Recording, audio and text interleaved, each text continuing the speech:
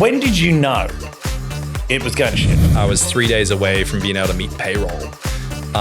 And the bank account was negative. You got a reputation for being no nonsense. Yeah, I don't have a lot of patience for fluff. I've got a great reputation for having little to no patience and just going from idea to execution basically immediately. Everyone's contracting right now. Everyone's shrinking. Everyone's doing layoffs. Everyone's cutting costs. We're going to do the opposite. Is this how you dealt with the ego hit? Because it's an ego hit, right? I had to realize that like this monumental pile of shit I had created of a situation was my pile of shit. To have an ego death is to realize that like my ego got me in that position. We are going into a world where the real stuff will become even more important. If you want to play the game right now and be ahead of the curve, it's leaning into entertainment as well as education. Anyone who's using ChatGPT to create content isn't going to be able to hold a candle to someone who's living an actual interesting life. I became obsessed with this idea of making money, being entrepreneurial. A lot of people would frame it up as a victim mentality, right? You framed it up how? And I made a decision at that moment. I was like, okay, I'm not going to be a victim anymore.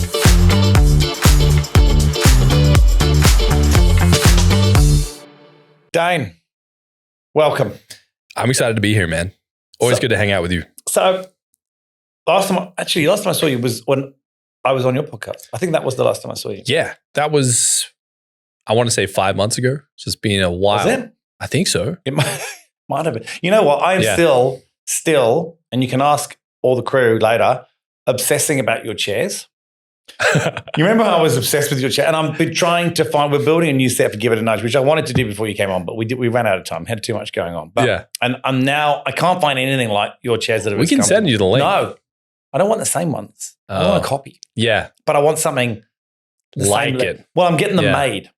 Because I know this is like I've gone through so much trying to find them. I cannot find them anywhere. No, I completely vouch this. Chair game on podcasting is a real thing. It is. I spent months. Well, this is trying. Like I was going to chair stores and I was like, nah, like this is not quite. These are okay. Yeah, these are all right.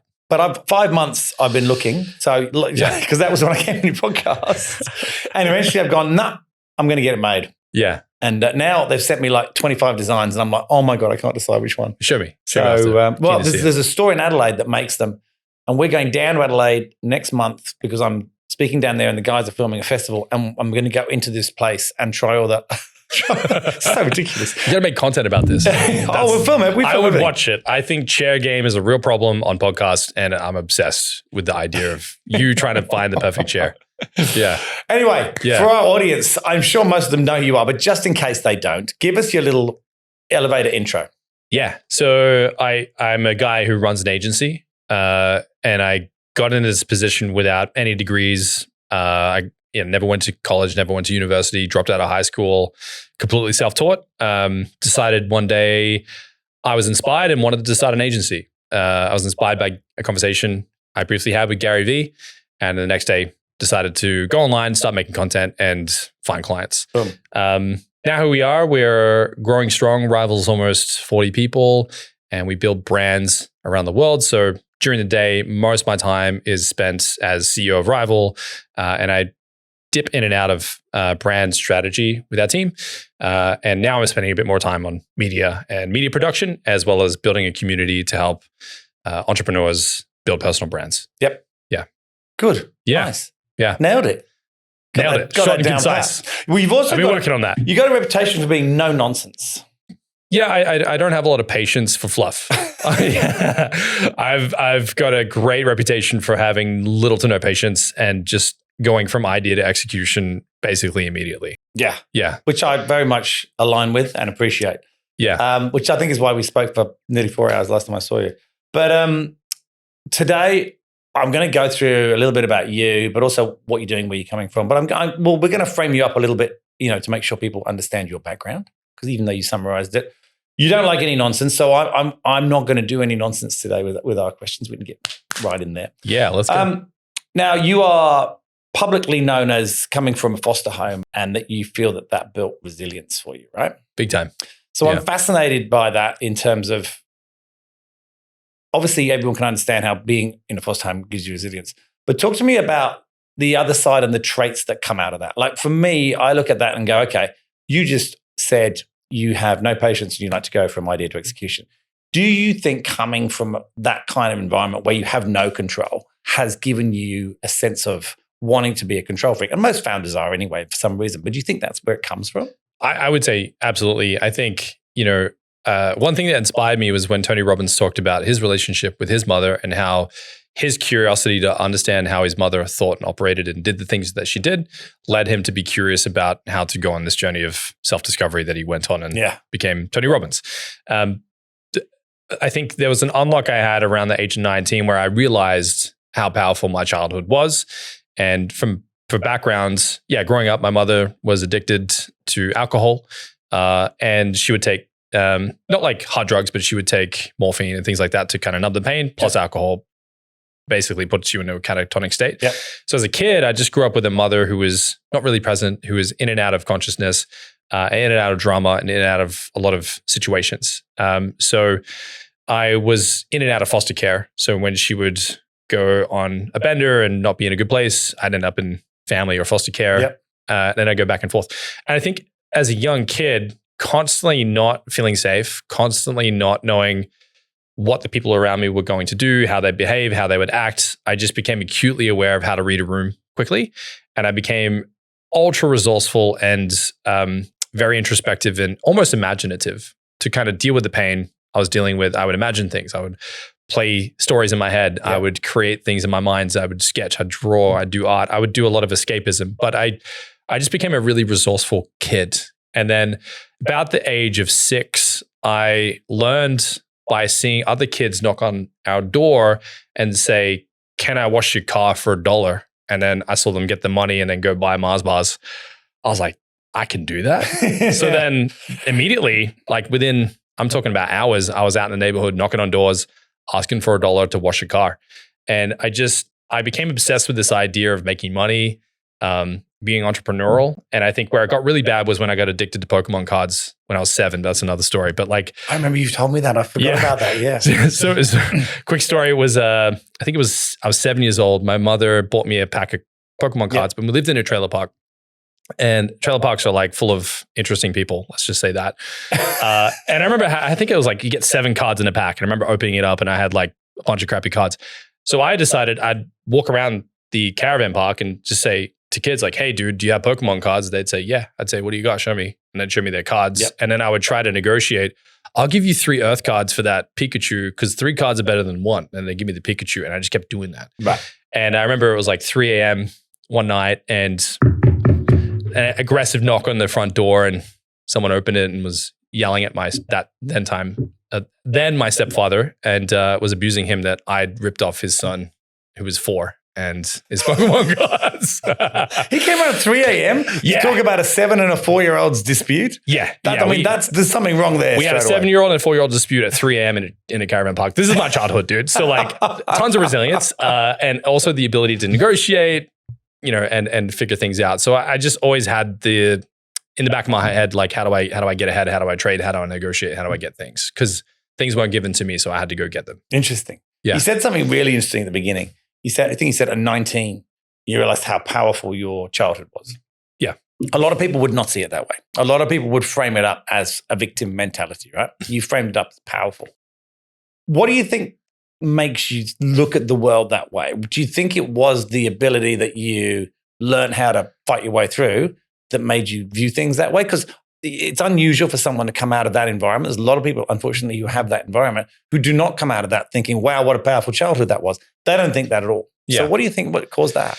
I'm not quite sure whether it's nature or nurture. I think it's a bit of both. I think as a kid, I was wildly curious, like from a very young age. I was also quite prolific. So like at the age of 5, I was sketching, like I had a poster of Spider-Man that I sketched from a card. Yeah. It was like 1-to-1, almost perfect as a 5-year-old. I didn't know you could draw. We never touched on that subject. Yeah, I don't really talk about my ability to draw and paint, but like I was just really good at like creatively doing things. Yeah. In high school, it was architecture and engineering and stuff. But to your question, like I think as I grew up as a kid to the age of 19, I was very angry. I was very bitter. And I just didn't really know how I fit because I felt like my brain, my tendencies, my undiagnosed ADHD it didn't fit the system that I was in. That's why I dropped out of high school. But the distinctive moment I had was when my then mentor, a guy by the name of David Evans, was mentoring me, kind of like a father figure. And he said to me, he goes, "Why are you so angry all the time?" And I was explaining to him my upbringing and what happened to me. And he went to the kitchen, went to the bottom drawer and pulled out a rubber band and handed it to me. And he goes, "Okay, like stretch the rubber band as hard as you can." I stretch it as hard as I could. And he goes, "Now let it shrink back to size. Is it back to its original size or is it bigger than it was before?" I was like, "Yeah, it's bigger, it's more flexible." He goes, "Great. Now I'll hold the rubber bands and I want you to pull it as low as you can go." So I pinched the rubber band and in the middle, and he had either end by his 2 fingers pinching them, and I pulled the middle down, and he goes, "Lower, lower, lower." And I'm pulling this thing all the way to the ground, and I'm like, "This thing is going to snap, dude. It's going to hit you in the face." And he goes, "Let go." And I let go, and the rubber band bowed back and forth. And he said to me, he's like, "Your greatest test in life will become your greatest testimonies." He's like, "Never forget that." He's like, "Now list out all the greatest tests in your life." And I wrote them all down on a piece of paper. And he goes, that is your greatest asset. Who else can say that?" I was like, "Wow." He's like, "What learnings come from this?" And I said, resilience, character, I experience. I get to do things people don't do until they're adults when I was a young kid. And he goes, "Great." So he's like, "These tests build character, and that character builds your ability to share a story that's more powerful than others." And I just remember this conversation with him. I remember it burned in my head. And I made a decision at that moment. I was like, okay, I'm not going to be a victim anymore. I'm not going to allow this experience to be my virtue signal of why I'm hard done by or why the world's out to get me. But instead, I was like, cool, like how do I use this to inspire other people? And I decided to then use my story and this experience to inspire others to go do things. Where did you find him? I mean, that is an extraordinary way to get through to someone who perhaps can't see it. Obviously, you know, using something like a rubber band, there's lots of different things you can do. But that, I mean, that story, you've not told me that story before. And that is extraordinary. I mean, how did you end up with David Evans? What happened for you to end up in a room or his kitchen even? Yeah. So at that time, I was like a super angry teenager. And I remember I was on the bus one day going home from high school back home. And this kid in front of me was like, "Hey man, like what's up? What are you up to?" You know, like his name was Jason Dixon. And I was like, telling him about like my problem I had at that time. And I think at the time, I was 17. I was like, "Oh man, like my girlfriend lives in this other city and I don't have any money to go see her." And he goes, "Hang on a minute." And he hands me $100. And he goes, "There you go see your girlfriend." I was like, "What?" That's like, weird. That's dude, this is high school. This is a teenage kid sitting in front of me on the bus home with his backpack, just hands me $100. He goes, "There you go, dude. Go see your girlfriend." And I did. I went and saw my girlfriend. But then the next week when I was back on the bus again, I was like, dude, like I was so rattled by it. I was like, "Why did you give me $100? And he's like, "You needed it." I was like, "I don't understand." He's like, "Want to hang out?" I was like, "Sure." And then he took me to church. And it was like a youth group. And David Evans was a youth pastor. Right. And I think he explained it to me later because I said to him, I'm like, "Why do you care about helping me?" And he goes, "I just like the oddballs. I like the black sheep. I like the people that people ignore and I like to help them." That was his answer. And I think he could see I was a bit of an oddball and he just wanted to help me. It's a great answer. Yeah. That's what happened. Yeah. Wow. But I think the second thing that he said to me that really resonated was like, he's like, "Dain, whatever happens in life, like you can do good with it." He's like, "Whatever happens, you can do good with it. Whatever happens to you," he's like, "change the narrative from this happened to me to this is happening for me." And I think just a couple of conversations I had with this guy who went out of his way to help me when I was a teenager, I think really molded me at that part of my life where I was kind of coming of age into adulthood. Because I didn't really have parent figures. And I think this guy just decided that I needed it and was kind enough to give me that time. Look, everyone needs it. You just got to find it if it's not there naturally. So which you did. Yeah, and I think I was curious as well. I think he liked me because I would listen to him and I would do it. Which a lot of teenagers might not. Yeah, right? most teenagers are like, "Get bent, dude." But I'd be like, "Yeah, man, I'll do the thing you said. I'll try." Cool. And I think he appreciated that. Oh, yeah, I like that. Look, I'm going to fast forward. I'm not going to go through your story as to how you started Rival because I think you've done that to death on every podcast known to man. And if anyone's read your book, We should have bought your book. I was going to say we should have bought your book and we could have put it in the middle. That's okay. That's all right. We'll put a link to it anyway. I've read your book. We're going to come to that. I want to go forward to another difficult period of your life, which is the failure of the business, almost, right? The pending failure. So, which is what kind of turned it around. So you went through what you went through and you started Rival. Was it called Rival at the beginning? Rival, yes. Yeah, it was at the beginning for about a year, it was called Victory Front. Yeah. Great name. Really bad. Just so bad. Anyway, you started Victory Front. Name. It was, do you know why? Patriotic. Do you know why I called it Victory Front? Tell me. It's a quick story. So Jocko Willink's company is called Echelon Front. And I was like, that's rad. I'm just going to call it Victory Front. I'm glad you changed it. I'm so glad I changed it. Anyway, you started the business and you got to a stage which a lot of people get to where your business was not looking good, right? Nope. It was doing terrible. And this was not that long ago. No, this is pretty recent. 2024? Yeah, so this is the beginning of last year. Okay. Yeah. How many people did you have working for you then? 30, at that time, 32, 33. It's a lot. Yeah. When did you know it was going to shit? When did you know it's gone wrong? Because founders can have rose-colored glasses or not see the wood for the trees or any other saying you want to pull in. But a lot of founders don't realize until it's too late. Yeah. Sounds like you're pretty damn close. Yeah. But what was that moment? What made you realize this is not good, guys? This is looking bad. Yeah. So we had an epic 2023 and I'm talking about like tons of money in the bank. I'm not a great numbers guy. I'm not great at P&Ls and forecasts and trajectories and such. And I'm not really super familiar with tax and all that kind of stuff. So we moved the company from, I think, 16 old employees to 33, like pretty quickly. Mm-hmm. So again, increase in tax, increase in BAS and all these other things. Payroll tax, the beauty. Everyone loves payroll tax. So I moved up a couple tiers and I was no longer in the startup phase. So the tax just kind of came out of nowhere. So what happened was it was Christmas. There's tons of money in the bank. And then as the new year was rolling around, it was a bit of an oh shit moment. We don't have enough money to pay for everything. And I can't describe the pain of seeing like hundreds and hundreds of thousands of dollars just bleeding out of your bank account in January where no one wants to start a project. And February is a bad BAS month too. It's the worst BAS month. Yeah, yeah. And the ATO is knocking and clients aren't paying. And we had hundreds of thousands of bad debtors in the company. So we had a bad system for debt collection. Mm-hmm. We had a bad system for P&Ls and forecasts and predictions. And we had a bad system for doing too many things when we shouldn't be doing them as early as we try to do them. When you say bad system, do you mean you didn't have a system? Pretty much. Yeah. So here I am, years into my business, just being a pure sales guy, just like, no sweat, we'll just sell our way out of the hole. Yep. And there's a certain point where you have to stop listening to sales coaches and start listening to accountants. And that was 2024 for me. Yep. And the stark reality was early January, I was 3 days away from being able to meet payroll. And the bank account was negative. So I rolled out my contacts, I rolled out all our clients, and I just beat phones to death and chased debt, called clients, and muscled everything we needed to get payroll. Yep. But then, just fighting our way back out of tax debt for the first half of the year was just brutal, man. So I think the lesson for me was just like over-indexing on things, overspending on things, under-preparing, under-resourcing things. And I went through a period where I had to purge who I was and how I was showing up for the business. That's a big statement.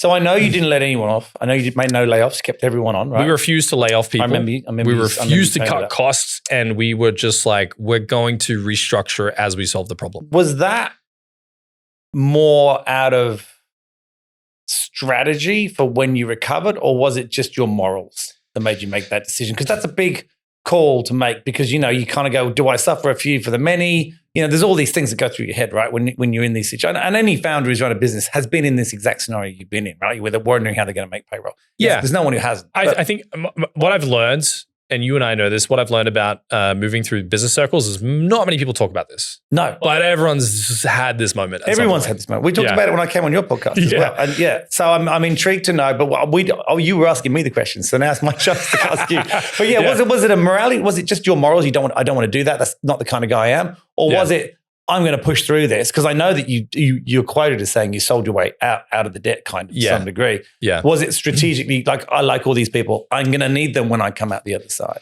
Yeah, I sat down and I looked at, okay, if we were to cut costs, like what it would look like. We played it out. We modeled it out.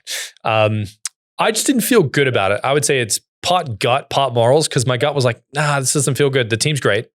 We had just established the team I really wanted. I had my A team. I was like, this team is my freaking dream team. We just need to backhoe our past year's mistakes and simultaneously build into the next year. So I think I just decided, rather than, letting people go, I would sacrifice my time and energy and resources to get what we needed to get done. And I think the biggest lesson out of this for me was just, you can have your cake and eat it too. I'm a big believer in when everyone's trying to contract in a tough market, you should do the opposite. Yep. So here's my thesis. I sat down and I talked to my director team and I said, guys, the market's not in a good place. We're in a Fugazi recession.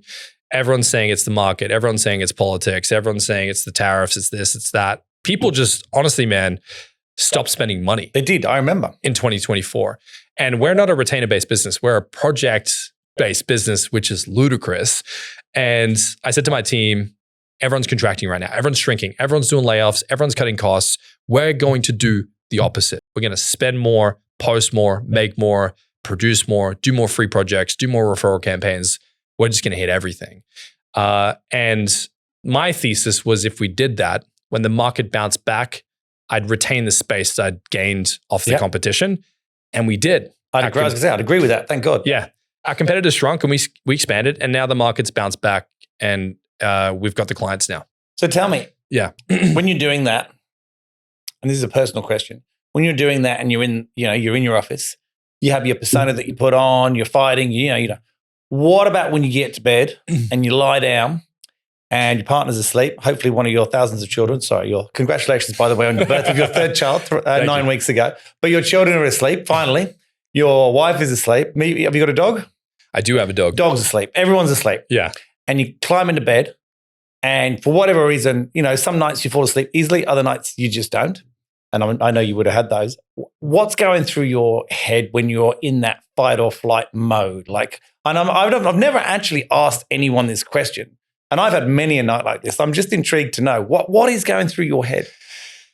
Yeah, the honest truth is, there's stages, right? So the first stage is, what am I doing? Oh my God. And then that spirals into complete overwhelm. And I think I have a dark tendency to get pessimistic. Well, it's this person, it's that. But I start to blame. Yeah.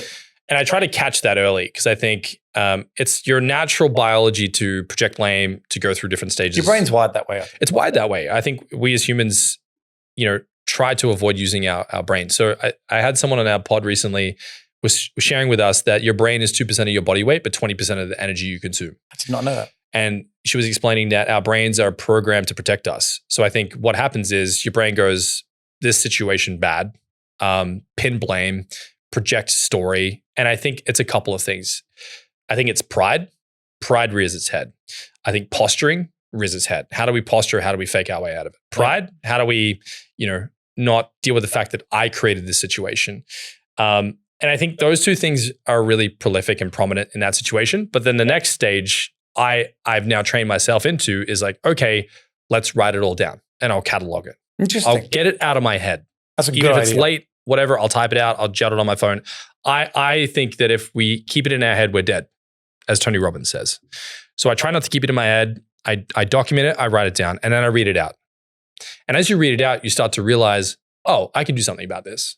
I think it minimizes the emotional grip that the words have in your head if you read them off a page. That's a really good, I've got my own way of catching myself. I fall down these dark holes all the time. And if you catch yourself and get yourself out, you can. And you get better and better at it, right? Yeah. Quicker and quicker at it. But Steve, I'm talking about write down the ugly stuff. Yeah.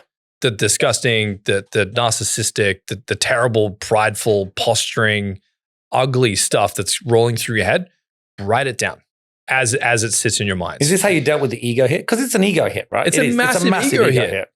I had to realize that this monumental pile of shit I had created of a situation was my pile of shit. Yeah. And I think something powerful happens when you go, I can't blame the team. I can't blame my comrades. I can't blame my family. I created this situation. And I think when you really realize that, you take the power back. Yeah. So I write it down, I read it out, I laugh at how ridiculous it is, and I come up with the alternative plan. So what are we going to do about it? Yeah. You either contract or you expand. And I decided that fuck it, I'm just going to expand. But to have an ego death is to realize that like my ego got me in that position. And I was compromised, and I decided that I needed to evolve how I looked at my business. Instead of saying to myself, I'm not a numbers guy, I reached out to an accountant. I said, explain numbers to me, right? Instead of saying it's my team's fault, I sat with my team and I said, how can I better serve you guys and give you the resources we need to do the things we need to do? So taking the full accountability of the situation was the first step. The second step is to just understand that business is hard and you're not alone. Yep. Like I think the biggest danger we have in this situation is if you think it's just you. Which you do at times, particularly at night. Particularly at night. Yeah. Yeah. Okay. When you evolved, it usually requires some form of change to some degree. Did you lose anything in doing that? And I know this could be anything. Like, did you lose hobbies, habits, friends? Like, what? When you evolve, things change, and then invariably, not everybody likes that change in you because they like you the way you were, and there are different motivations as to why they like you the way they were. Some are good, some are bad. But we won't go into that because that's another whole podcast. But yeah, did you lose anything? Yeah, I think I lost at that point in time a lot of like what I would call like alone creative time. I ripped out everything on my calendar at that time that I was like, this is unnecessary. Like this is just stuff that's not serving the mission right now. The mission was glaringly obvious, was make a ton of money, do it quickly. And I think, Netflix, delete. Doom scrolling, delete. Video gaming, delete. Reading a book on the weekend, and I know delete. You love gaming. I love gaming, dude. Big gamer. But yeah, I became really ruthless with my time, and it was punishing. But at the time, it was like, this is what we need to do to protect my team, to serve the company. And I think in my head, and this is an important one for entrepreneurs, the company doesn't serve you. You serve your company. So I had to flip that in my head, and I had to realize that my job was to show up for my team, to show up for my company, and give it what it needed to get through that period. But yeah, I just think that the most dangerous thing that you can get in that moment is pride, to let that really blind you and to allow your ego to drive you in this situation. If you're emotional in these situations, you're just not going to turn around the situation. Yeah. You have to denaturalize yourself from the emotions, and you have to get to work, at least for that season. Cool. Appreciate you telling me all of that. Yeah. Let's get on to the more positive things. Sure. Let's get on to what you're doing now. So you gave me your book, signed, when we first met in the Pillars. I then came on your podcast and hadn't read it at all and felt really bad because my intention was to read it before I came on your podcast. And then obviously you're here now, but I read it. I read it over the Christmas break. So last year, as you rightly said, was a tough year. And I think and I was doing Pillars and I was doing Nudge. I was doing a lot, as you remember. And I sort of got Pillars to a place now where I don't need to be too involved in Pillars day to day, which is great. And so I had some time over Christmas, and I didn't go anywhere, I didn't go away. I just stayed at home. We hardly went out, hung out with the kids and my wife. And I had time to read a book for the first time in ages. Wow. Like, I've got some books that I read a page a day on and that kind of stuff, but I'd never sort of sat down. And I read it in a couple of days. I'm honored, man. Thank you. So actually I should put it on here now. I should put it on the bookcase. Now I've read it. But and not only did I read it, like you, when I get inspired by something, and I did get inspired by it, we took action. And I haven't told you this yet, although I may have mentioned, you may have seen it, but we are in the middle of the 90-day plan. We are on day 20, hold on, 6, whatever it is. We start on the 1st of Feb, and we're doing a piece of content every single day on every single platform. And we're mixing it up. So we're doing YouTube, we're doing LinkedIn, we're doing TikTok. And I never had a TikTok account before. And that's gone nuts in 25 days, by the way. And Insta. And we're literally the content mix between thought leadership, between clips from the show, some behind the scenes stuff, funny stuff, me doing stupid, like going in Red Bull planes, fitness stuff, the whole thing. And we're just mixing it up. And I'll tell you what, the results have been astounding this early on. It's fascinating. The whole team's obviously in on it because I have no way I could do any of it on my own. And luckily we have reams and reams of content. So it's quite easy for us to do in that respect. I think it's actually, I shouldn't say that because the guys that are doing it, it's not easy for them to do, but it's easier than someone who perhaps doesn't. And I'm fascinated to see how it pans out, and I'll keep you up to date. But what I think I took, and one of the things that I wanted to sort of touch in with you is you're very much, let's be let's not follow the hype. Let's be anti-hype. Let's be a little bit controversial. Let's be all that kind of stuff. And so I wanted to sort of get your view on how you came to the conclusion of not following the pack. And your book obviously talks about feeding your tribe and building a fire and all these kinds of things. And if anyone hasn't read it, they should definitely read it. It really is a cracking book. But I'm intrigued to know, a lot of people want to achieve a lot of different things in their branding, personal branding, whatever it is. How do you, I guess, explain to someone the types of content they have to do? Because the book it touches on it, but it doesn't go, it's not a deep enough book to go into that. And, again, for us, it's easy. We've got lots of different types.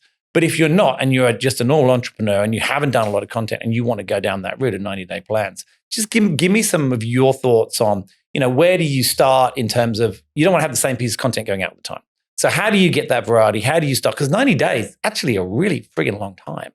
It's a really long time. I mean, it's not and it is, but talk to me a little bit about that. Yeah, I think for me, the concept of the 90 days was to get people in motion. So I'm a big action taker, as are you, and I think that the whole concept of the book was to do that. Make people take action. If you have made the decision, okay, I want to make content, and I think anyone listening to this, if you're thinking about it, change that to I have to do it. But if you decide to make content every day for 90 days, people tend to find themselves in one of kind of three frames of thinking. The most dangerous, I think, is when a founder says to me, hey, I want to make content so I can get leads. If that's your mentality, you're dead in the water from the jump. The reason why is if you're coming from a place of selfishness, like I need to attain, and you want to make content, it's the antithesis of what content is. Content is to be of service, is to entertain or educate. It's to give. Yep. And I think if you look at television, we hate commercials, but we love the material. And we live in an age now where we can just skip the ads or pay for premium and not get the ads. But now even where people tend to spend their time and attention is not when they're being marketed to, it's when they're consuming value. So if you find yourself in the category of thinking of like, hey, I just want to make content so I can get leads, you're already kind of screwed. The second category is I'm going to make content and I'm going to see how it goes and we're going to try stuff, which is fine. Yep. The problem is if you're at the altar with your wife and the priest says, do you take this beloved wife of yours in sickness and in health? And you say to your wife or your husband, we'll see how it goes. You're also kind of dead in the water. How do you think your spouse is going to feel? Whole day is going to be wrecked, I feel. Yeah, you're going to ruin the mood and everyone's going to hate you. So the third category, I think, is the category of massive action. All out, like everything we've got. Like we're not half-assing this, both ass cheeks, whole-assing the whole game. We're going to make a shitload of content and we're going to put a ton of energy into it. So the mentality must be, if you want to take massive action and do it well, is how do I be of service to others? Full stop. And I'm not talking about just clips of what you're doing, but like, how do I show up in a way where people go, wow, this content altered my emotional state or it altered my perspective on reality. And you and I have both experienced content like this. Yep. Where you watch a piece of content, you go from being sad to happy. Or you watch a piece of content, you go from confused to understanding. Or you go from perplexed to motivated.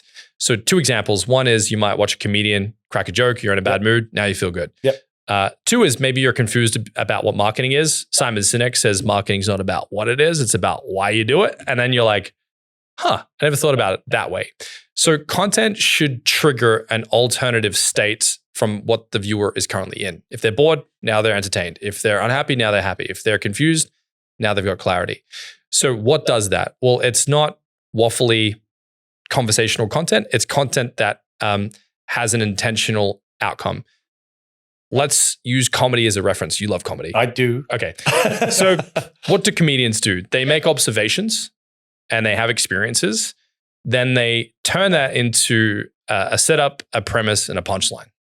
They might find a cool punchline and not have a setup or a premise. They might find a cool setup, no premise, or they might find a cool premise, no punchline, no setup. So your job as a content creator is to be good at observing.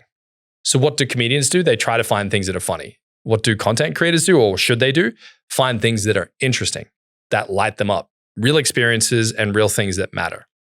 So if you can take this all into account and realize that content alters perspectives or emotions, how do I do that? Well, you have to be prolific and you have to be dangerously articulate. So you have to remove all the crap and you have to have a good setup, a good premise, and a good punchline. So for short format content, a good hook, keep their attention, get their curiosity to want to watch the whole video, and then give them some kind of payoff where they get a dopamine or a serotonin hit at the end of the video. So they go, ooh, I want to watch that again, or I want to watch another piece of content like that again. So you mentioned Red Bull, for example. Yes. So the best I can tell, Red Bull's brand strategy is ADHD. Like if you look at what they do, they don't show the can. What are they constantly doing? They're showing stunts, human potential. Well, it was me on a Red Bull plane. That was the content we put up. I went up on the Red Bull plane. It's got nothing to do with it. Nothing to do with the drink. There was I didn't even drink any Red Bull that day. Yeah, but now you're talking about it on this podcast. So that's the point, is get out of your product and service offering and get into, how do I get into the zeitgeist of consumed goods in the form of content? So comedians sell comedy. Content creators need to sell things that are interesting. And there's only two ways to do that. You can entertain people or you can educate them. But I think it's even better if you combine the two and do what I call edutainment. So how do you be entertaining at the same time you educate? If you want to be an educator or just pure entertainment, but in the best comedy sense, the best comedians teach you something when they tell the joke. You learn a fact and then they ridicule it in some way. Yeah. Like Dave Chappelle will teach you stuff as he breaks down the comedy of it. So to package this up, how do you crush content for 90 days? You have to enjoy it. Yeah. If you're a comedian and you hate comedy, you're screwed. If you're an actor and you hate acting, you're screwed. If you hate music and you want to become a musician, you're screwed. You have to learn how to love the craft of creating stuff and sharing it. Because content is just sharing experiences or perspectives that are interesting enough for people to click on and give their time to. They're going to pay you with their time or they're going to swipe. Yeah. That's it. It's interesting because I think, one of the key things, and you talk about this in the book, and I talk about it a lot, is the authenticity, right? Now, authenticity is almost becoming a hype itself. It's almost like the anti-hype is becoming a hype, right? Yeah. Which is a problem. But we'll come back to that. But if you look at strategically doing content, and I think even though someone will say, okay, I'm going to do content, they might not be as blatant as say, hey, I want leads, but they want profile in some way that will hopefully ultimately generate them something, right? Yeah, fame, attention. So they're not necessarily going, right, I want to get 5 leads out of this piece of content, but they're creating content to create a brand so that ultimately people will probably use their business or service at some point in the future. Right? Yeah. So how do you mix the thing between being strategic, honest, or strategically honest? Do you know? I think that's where a lot of people struggle. It's like, okay, I want to be authentic, but at the end of the day, I don't want to talk about cooking if I run an accounting firm because I don't know if that's ever going to help me. I actually think it could, but most people wouldn't. So how do you, I think a lot of people go through this, and I'm just interested in your take on people ask me, how do you go through this battle in their head of, I want to do stuff, I want to do it authentic, but I also need to do it. It's costing me money to do it. It needs to be strategic. So it needs to be strategically honest. What the hell does that mean? I think that's confusion for people. That's a great question. So there's an exercise anyone listening to this can quickly do. Yep. So on a piece of paper, draw 3 circles that overlap, like one of those Venn diagrams. Yep. And all you need to do in circle 1, 2, and 3 is write down one thing you're obsessed with as though it were a world. So let's do this right now. Sure. What are 3 worlds, things that you're disgustingly obsessed with that you can't shut up about? In life or in work or the whole thing? The whole shebang. Like things. The whole shebang? The things that you're like, dude, I cannot shut up about comedy. Or like what are the things you're obsessed with? Right now, I am utterly obsessed with behind the scenes content. Behind the scenes content. Because it just makes me laugh. And I love watching content that makes me laugh. So I very much align to that. Yeah. I love Formula One. I really do. Yeah. And I guess if you want to try and mix it up, are we trying to find things from different areas? Or could you have 2 hobbies? Or could you have 2 work I just want to see where you go and then we'll alter it. There's no right or wrong. I actually love building this business I'm doing right now. I was doing a couple last year and now I'm focused on one. I've never been happier in my work. Actually, I think even though I was building Nudge on its own at one point, because then I went off and did a few things at the same time, I've never been happier than just doing one again. Like I can't even tell you how excited I am in the morning. So really it's one business. It would be the Formula One, and then what did I say? Oh, behind the scenes content. Those would be the 3 things. Okay. Does that work? Yeah, that kind of works. So let's play with it. So this is the fun of it. So whoever's listening to this, doing this for themselves, there's no right or wrong. Yep. So we have a rule when we do brand strategy. There's no right answers. Good. I like this. This is my place of happiness. It's not an exam. I'm not going to audit it, but it has to feel good. Okay, so let's imagine those 3 circles. I like what you said about building business. I think that's big in your blood. You can't shut up about it. You love business, dude. The second thing is, I do think you like to make people feel good. I do. I like to make people smile. Look at the pillars, man. The pillars is you're giving vibes. When you hang out with people, you talk about comedy, you talk about fun stuff. You're a fun dude. Let's just call that the vibes world. The vibes world. The business world, the vibes world, and then the behind the scenes world. So this may be in my head, if I were just to tell you what I think is interesting about you that I'd like to see, is I want to see under the hood at pillars. Like what's really going on under the hood? How do you orchestrate that? How do you train the staff? How do you create the culture? How do you surmise the structure? How did you plan the building? How did you layer the different rooms and how they collaborate with each other? Because it feels like Hogwarts, dude.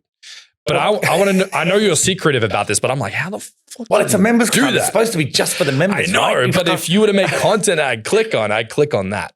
Second is business. What are you doing here? But the third thing is vibes. I think you're big on like, how do you do something that gives an emotional fingerprint to others? Like, how do you imprint permanently on others' lives? I think those are things you're truly obsessed with. Well, we love helping founders build businesses, right? And so, we offer services within that, but a lot of stuff we do completely for free. Cool. So let's just say, before we get back to products and services, those are 3 worlds that you're happy with. Okay.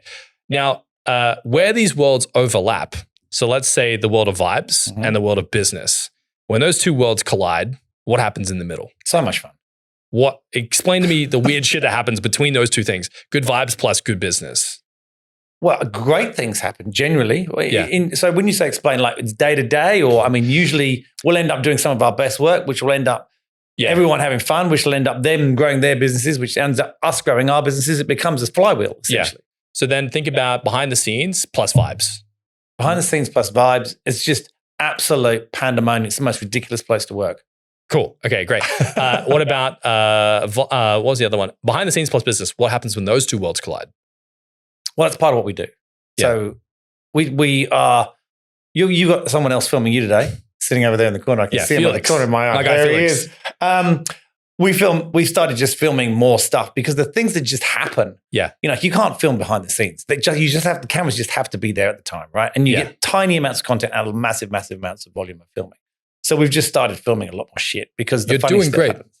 But these 3 worlds, right? What I'm trying to highlight here is the middle. What's in the middle? Now, my question for you is, what are your idiosyncrasies, the things that make you weird? So many. Just give me 2 or 3 things, and the team may be able to yell this out. I want to know the team. Come on. The weird shit Steve does behind the scenes. Hey, you've been here longest. Come on, what have you seen in the last 5 years? A lot of it's not safe for work. Not safe for work. Cool. Not safe for work. What does that mean? That sounds really. So unhinged conversations. Dancing. I do like dancing. Chocolate. Smashing chocolate. Dancing. I've eaten a lot of chocolate. Unhinged conversations. Okay, so those 3 things, that's your niche. So we just need to do content about chocolate. How good? We can go and buy a shit ton of chocolate. Let me make a distinction here. So those 3 worlds and how they interact, this whole universe that we just talked about, that's your niche. So when people talk about be authentic, what they should be doing instead is going, what are my obsessions? How do they collide and interact with each other? And where are the moments of interest that I can share? Yeah. That's it.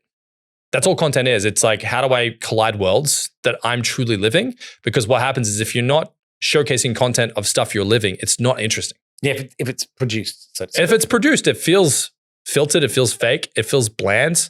It's uninteresting. But the dangerous stuff that the team just talked about that's not safe for camera is probably the best stuff. Oh, yeah.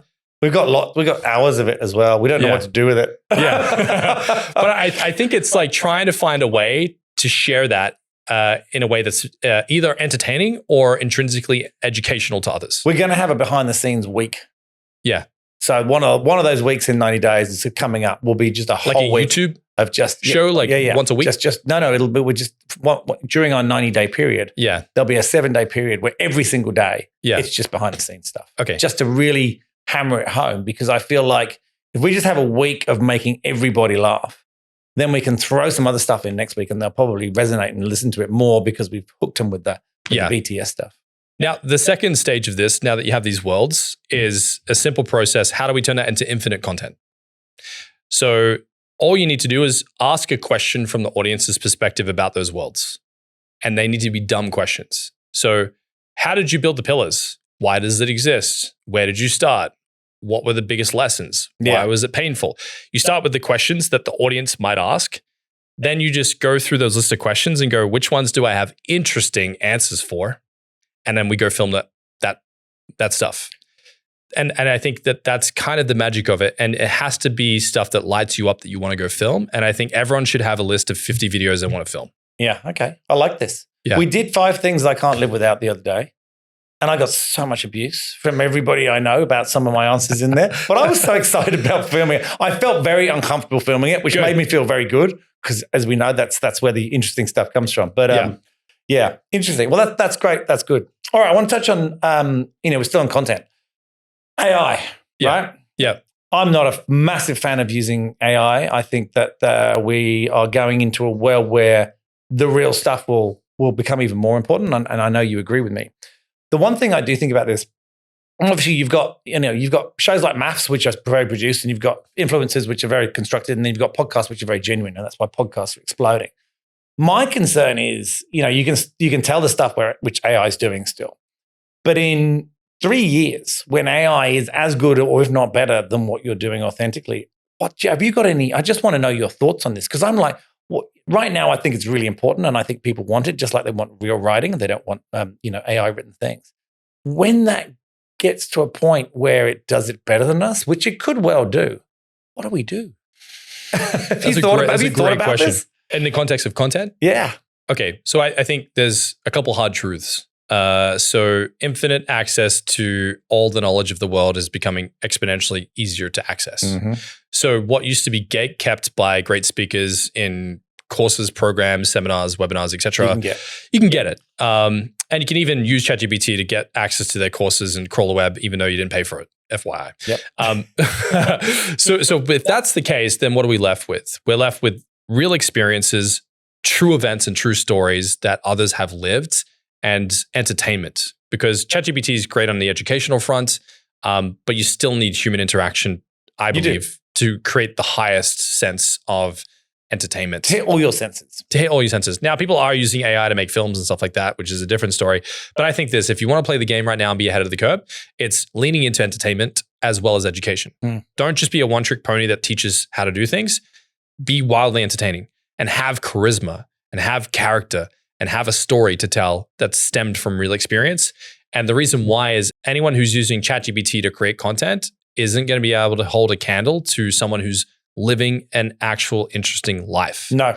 Right? So I had a conversation with Taki Moore about this, and we were talking about old Kanye before Kanye got canceled. I think I listened to this. Did you? Yeah. Have you released this? We released this. Yeah, I've listened to this. This is a great podcast, by the way. And he said, so Taki said to me, he's like, Kanye has this video on YouTube where he's on the set of Dave Chappelle, and Kanye answers the phone and is like mid-set, and he's like, I can't talk right now. And he's like, no, I can't talk right now because I live a dope life and I do dope shit.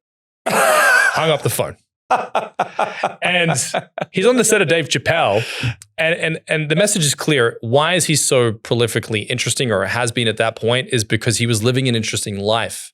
And I think the greatest content creators, I believe, in the world right now are living interesting lives. Yeah. So if you look at Stephen Bartlett, really strange life, you get to go on the journey with him. You're living a really interesting life. I think now you're learning, how do I expose that and give people access to it? So I think what's the next era of content? It's access. Yeah.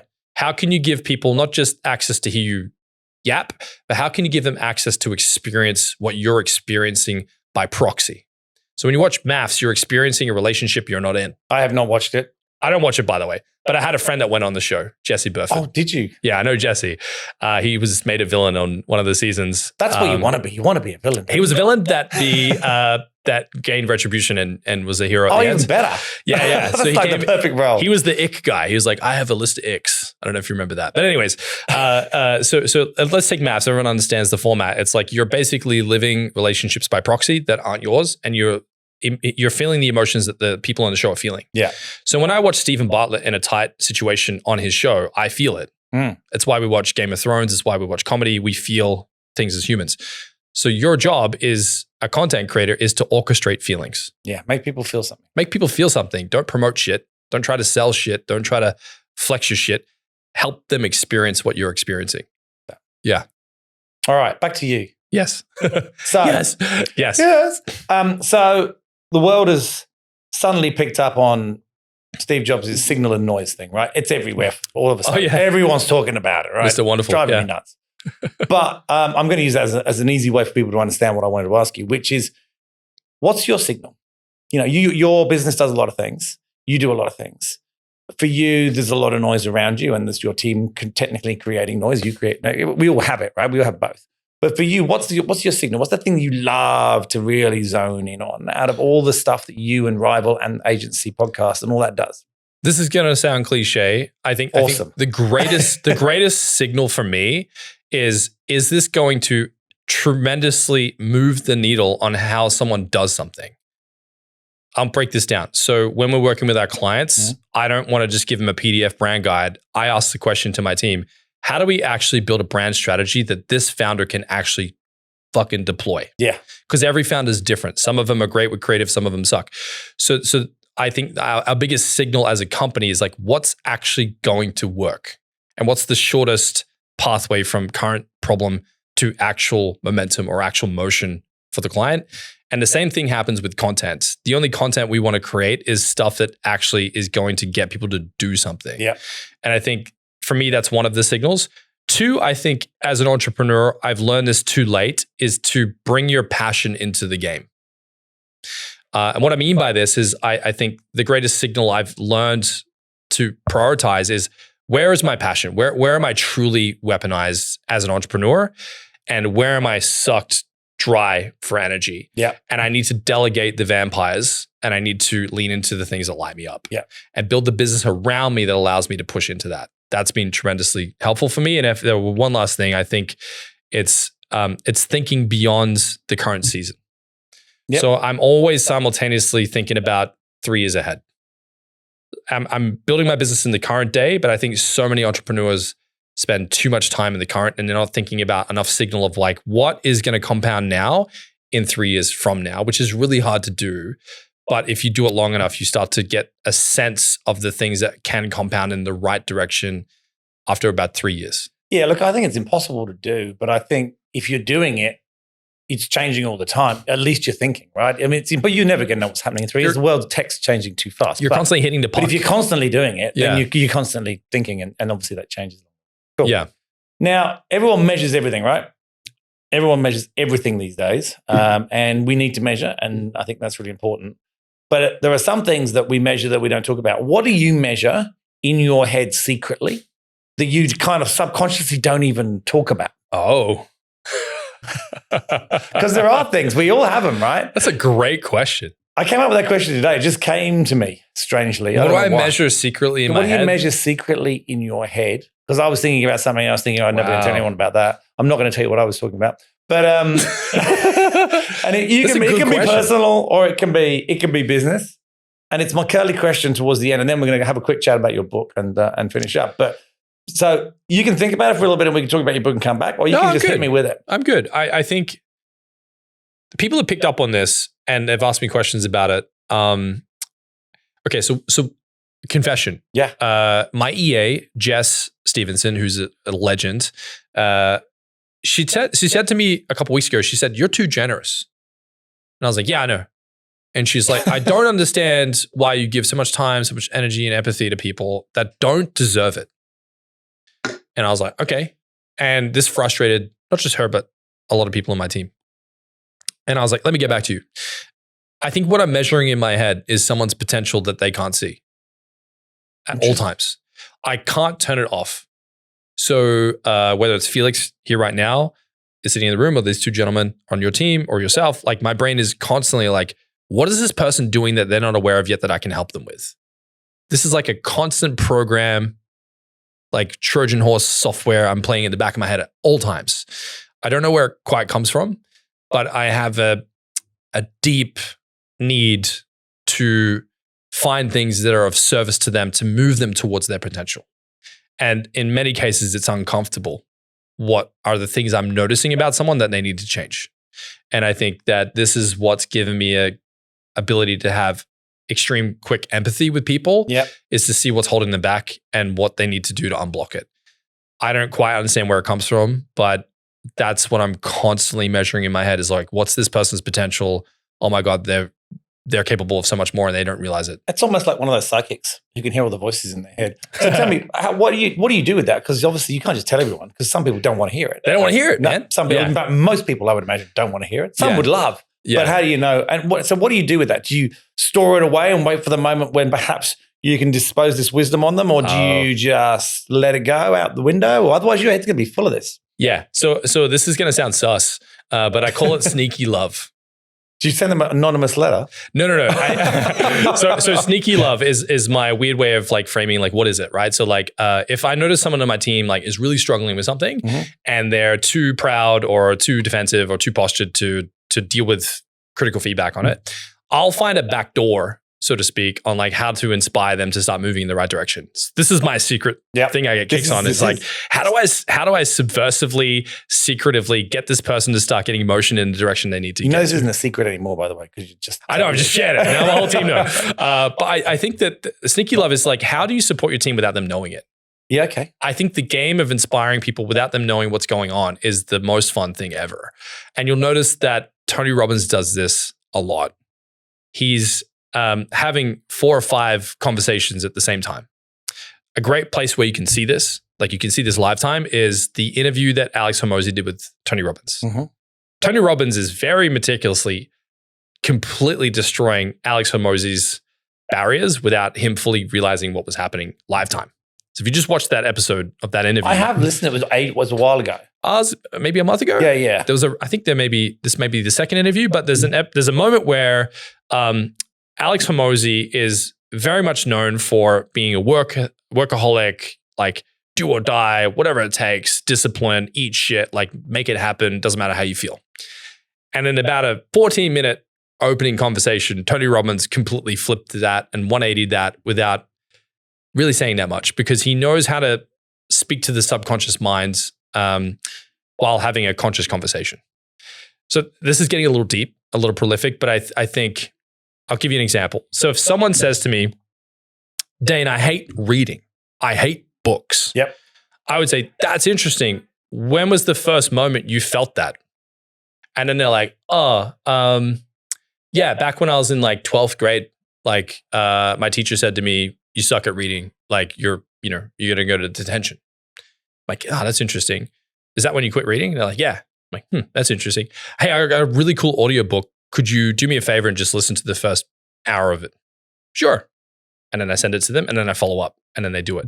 That's my version of sneaky love. Like, how do I get it. Not confront them, but how do I nudge them in that direction? I love the word nudge. I know you do. But yeah, it's like a nudge. Yeah. It's not a confrontational conversation. Okay. Yeah. You've learned a lot from Tony, right?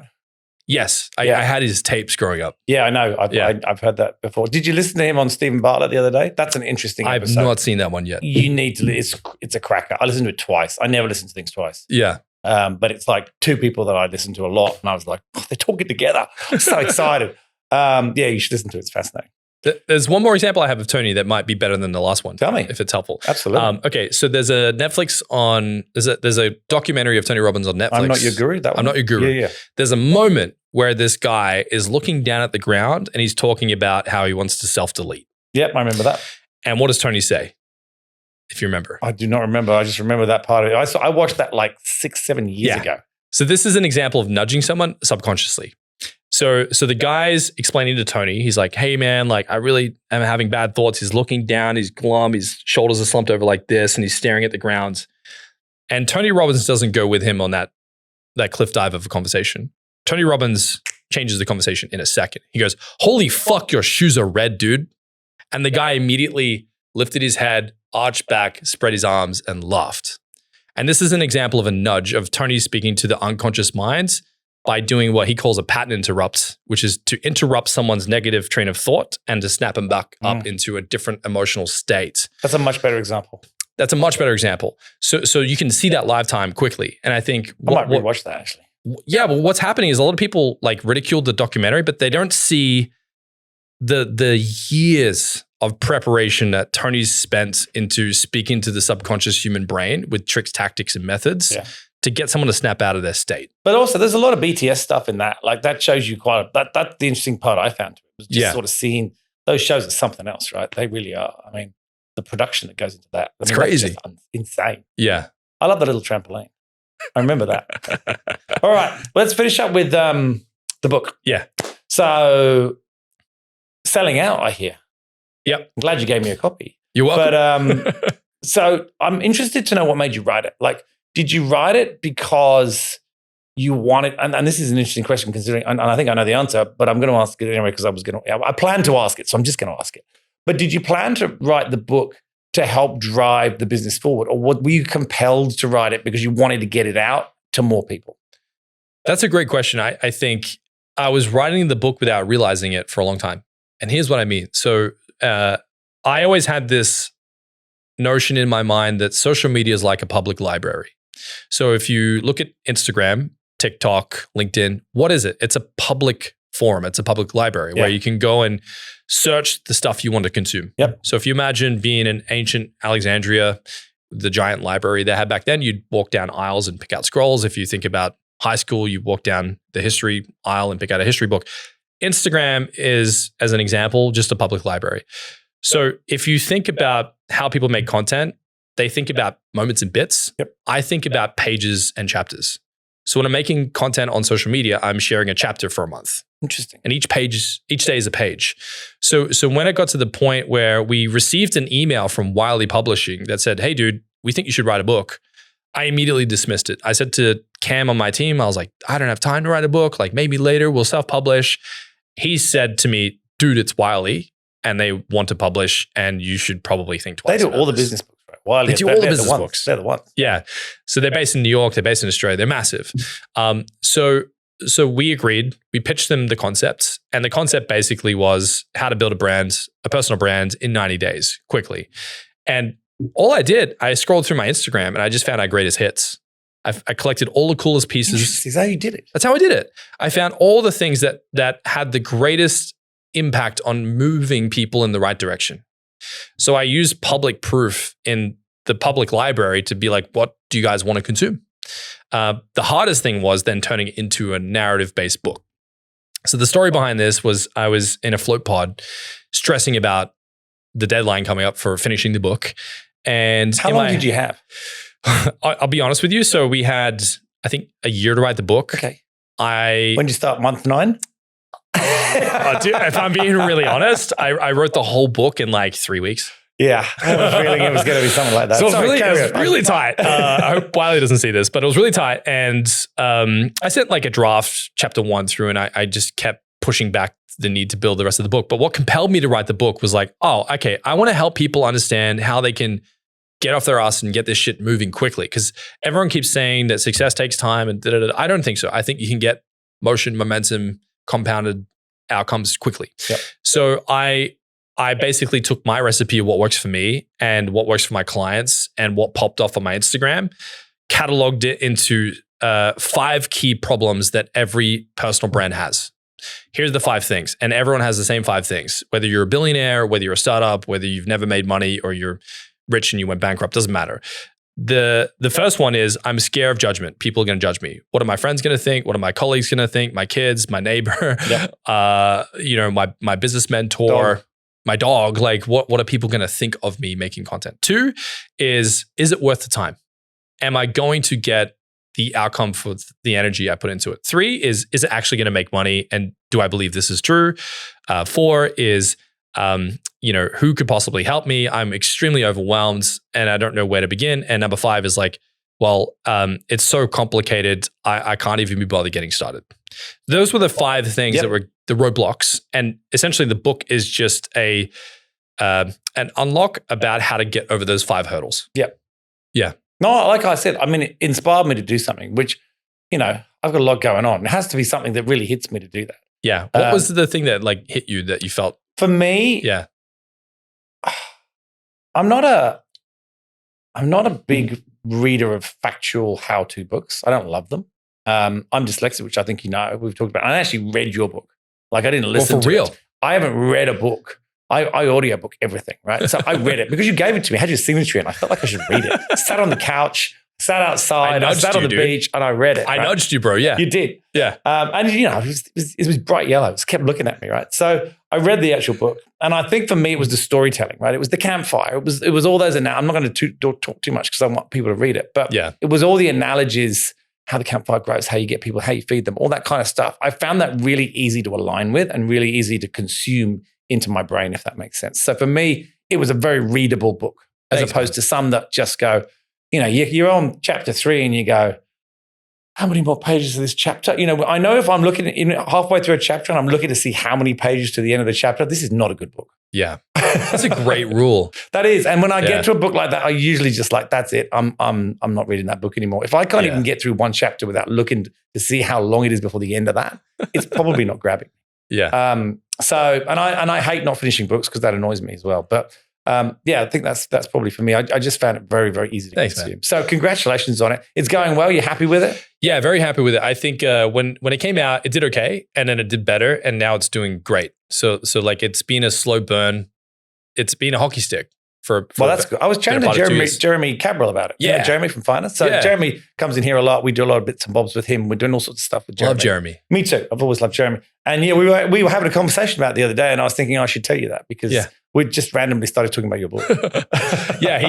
He listened to the audio, and he there's an interesting part in chapter 12 on the audio if you're interested. I might look at that. I did say to him, "Don't you have a signed copy?" When we started talking, because he said audiobook. I said, "Oh, I've got a signed copy." I should probably get him one. But he came on your podcast, didn't he? Oh, we're gonna have him on soon. So there you go. You can give him one then. Yeah, but it's gonna be fun. But I think the only other thing I'll say is like the idea of the book came from a float pod. So I was in a float pod and I was stressing out. I had 3 weeks to go, and I was like, man, how the hell am I gonna write this book in 3 weeks? And I'm sitting in the float pod, and I just see a campfire in my head.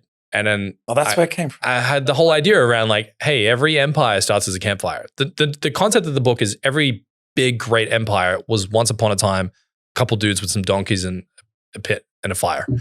So it's like, if they can accomplish it, you can start somewhere. Just start your fire. They've got donkeys. Yeah. Nothing else, just donkeys, right? Probably some other stuff. Yeah, maybe. That's amazing. Yeah. Mate, thank you so much. Thank you so much for being so honest, because I really wanted to delve into things that I was hoping other people hadn't asked, because you've been on a lot of podcasts. And it was awesome. It was good fun. As always. You're always fun to hang out with, dude. I'm just happy to be here. Thanks for having me. Pleasure.